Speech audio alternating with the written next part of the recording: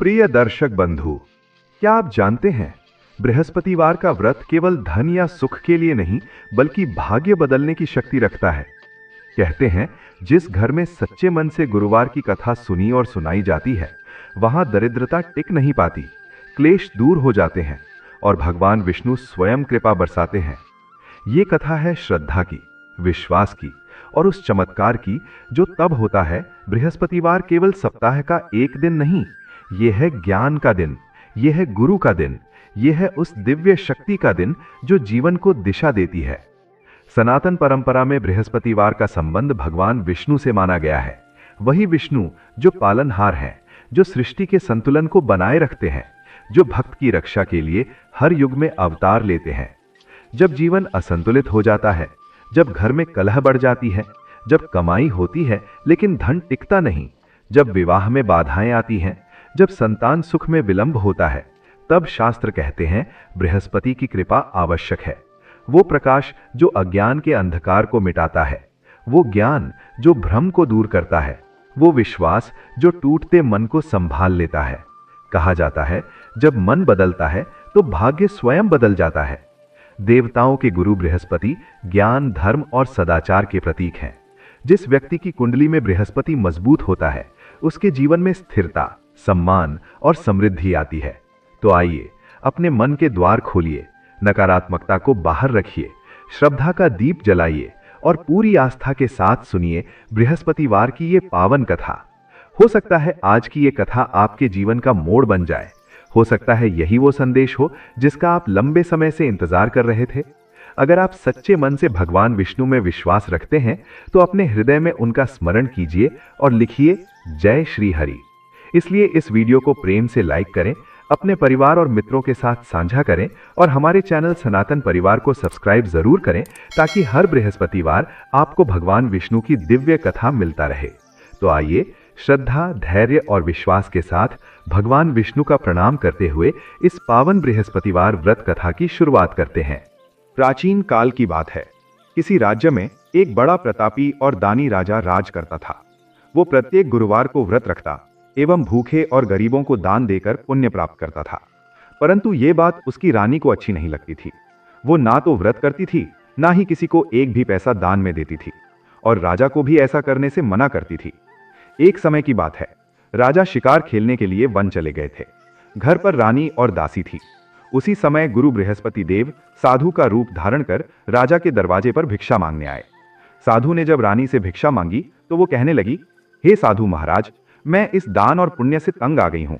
आप कोई ऐसा उपाय बताएं जिससे कि सारा धन नष्ट हो जाए और मैं आराम से रह सकूं। बृहस्पति देव ने कहा, हे देवी, तुम बड़ी विचित्र हो। संतान और धन से कोई दुखी होता है? अगर अधिक धन है तो इसे शुभ कार्यों में लगाओ। कुंवारी कन्याओं का विवाह कराओ, विद्यालय और बाग बगीचे का निर्माण कराओ, जिससे तुम्हारे दोनों लोग सुधरें। परंतु साधु की इन बातों से रानी को खुशी नहीं हुई। उसने कहा कि मुझे ऐसे धन की आवश्यकता नहीं है जिसे मैं दान दूं और जिसे संभालने में मेरा सारा समय नष्ट हो जाए। तब साधु ने कहा, यदि तुम्हारी ऐसी इच्छा है तो मैं जैसा तुम्हें बताता हूं तुम वैसा ही करना। गुरुवार के दिन तुम घर को गोबर से लीपना, अपने केशों को पीली मिट्टी से धोना, केशों को धोते समय स्नान करना, राजा से हजामत बनाने को कहना, भोजन में मांस मदिरा खाना, कपड़ा धोबी के यहाँ धुलने डालना। इस प्रकार 7 बृहस्पतिवार करने से तुम्हारा समस्त धन नष्ट हो जाएगा। इतना कहकर साधु रूपी बृहस्पति देव अंतर्ध्यान हो गए। साधु के अनुसार कही बातों को पूरा करते हुए रानी को केवल 3 बृहस्पतिवार ही बीते थे कि उसकी समस्त धन संपत्ति नष्ट हो गई। भोजन के लिए राजा का परिवार तरसने लगा। तब एक दिन राजा ने रानी से बोला कि हे रानी, तुम यहीं रहो, मैं दूसरे देश को जाता हूं, क्योंकि यहां पर सभी लोग मुझे जानते हैं, इसलिए मैं कोई छोटा कार्य नहीं कर सकता। ऐसा कहकर राजा परदेश चला गया। वहां वो जंगल से लकड़ी काट कर लाता और शहर में बेचता। इस तरह वो अपना जीवन व्यतीत करने लगा। इधर राजा के परदेश जाते ही रानी और दासी दुखी रहने लगी। एक बार जब रानी और दासी को 7 दिन तक बिना भोजन के रहना पड़ा तो रानी ने अपनी दासी से कहा, हे दासी, पास ही के नगर में मेरी बहन रहती है, वो बड़ी धनवान है, तू उसके पास जा और कुछ ले आ ताकि थोड़ी बहुत गुजर बसर हो जाए। दासी रानी की बहन के पास गई। उस दिन गुरुवार था और रानी की बहन उस समय बृहस्पतिवार व्रत की कथा सुन रही थी। दासी ने रानी की बहन को अपने रानी का संदेश दिया, लेकिन रानी की बड़ी बहन ने कोई उत्तर नहीं दिया। जब दासी को रानी की बहन से कोई उत्तर नहीं मिला तो वो बहुत दुखी हुई और उसे क्रोध भी आया। दासी ने वापस आकर रानी को सारी बात बता दी। सुनकर रानी ने अपने भाग्य को कोसा। उधर रानी की बहन ने सोचा कि मेरी बहन की दासी आई थी, परंतु मैं उससे नहीं बोली, इससे वो बहुत दुखी हुई होगी। कथा सुनकर और पूजन समाप्त करके वो अपनी बहन के घर आई और कहने लगी, हे बहन, मैं बृहस्पतिवार का व्रत कर रही थी। तुम्हारी दासी मेरे घर आई थी, परंतु जब तक कथा होती है तब तक ना तो उठते हैं और ना ही बोलते हैं, इसलिए मैं नहीं बोली। कहो दासी क्यों गई थी? रानी बोली, बहन तुमसे क्या छिपाऊं, हमारे घर में खाने तक को अनाज नहीं था। ऐसा कहते कहते रानी की आंखें भर आईं। उसने दासी समेत पिछले 7 दिनों से भूखे रहने तक की बात अपनी बहन को विस्तार पूर्वक सुना दी। रानी की बहन बोली, देखो बहन, भगवान बृहस्पति देव सबकी मनोकामना को पूर्ण करते हैं। देखो शायद तुम्हारे घर में अनाज रखा हो। पहले तो रानी को विश्वास नहीं हुआ, पर बहन के आग्रह करने पर उसने अपनी दासी को अंदर भेजा तो उसे सचमुच अनाज से भरा एक घड़ा मिल गया। ये देखकर दासी को बड़ी हैरानी हुई। दासी रानी से कहने लगी, हे रानी, जब हमको भोजन नहीं मिलता तो हम व्रत ही तो करते हैं, इसलिए क्यों ना इनसे व्रत और कथा की विधि पूछ ली जाए ताकि हम भी व्रत कर सकें। तब रानी ने अपनी बहन से बृहस्पतिवार व्रत के बारे में पूछा। उसकी बहन ने बताया, बृहस्पतिवार के व्रत में चने की दाल और मुनक्का से विष्णु भगवान का केले की जड़ में पूजन करें तथा दीपक जलाएं, व्रत कथा सुने और पीला भोजन ही करें, इससे बृहस्पति देव प्रसन्न होते हैं। व्रत और पूजन विधि बताकर रानी की बहन अपने घर को लौट गई। 7 दिन के बाद जब गुरुवार आया तो रानी और दासी ने व्रत रखा।